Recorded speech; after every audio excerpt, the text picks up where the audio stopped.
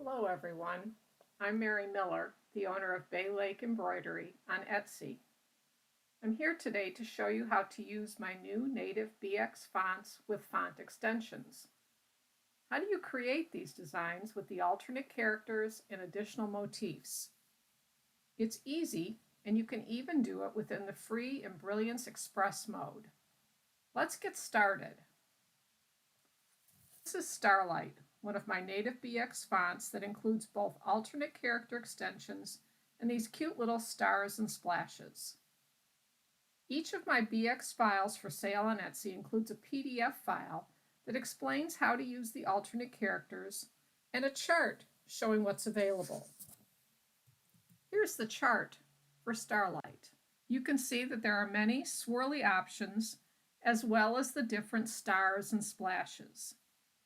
To get started, we're going to put in two letter objects, one with the word Starlight and one with the numbers 1 through 6. We'll click on the lettering object for Starlight, and we'd like to use the alternate R. So I'm going to click on the lettering object for the R and then right-click on the center selection and go to Alternate. And I'd like the double bottom loop for the R. You'll notice that Starlight changed color, and we can change that back once we've finished making all of the other changes. We want to match the original, so let's go take a look at that. And we've got an alternate H and an alternate T.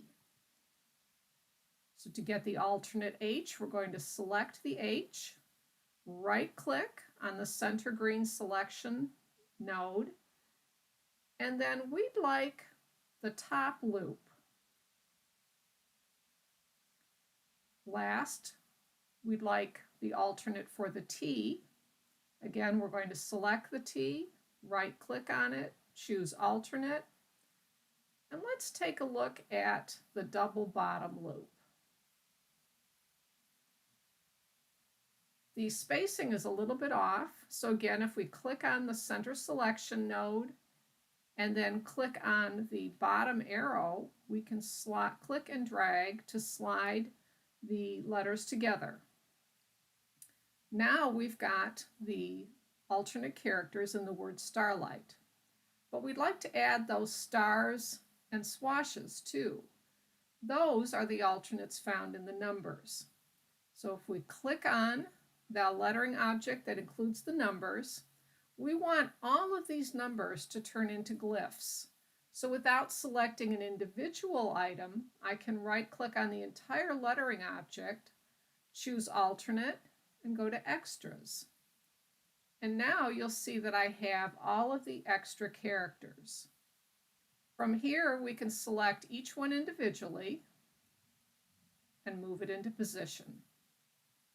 So I'll put the swashes on either side of Starlight. I'll put one star up here, another star down here, and the two star outlines in their place. And that's all there is to it. We've created an alternate lettering object using the font extensions for the font Starlight.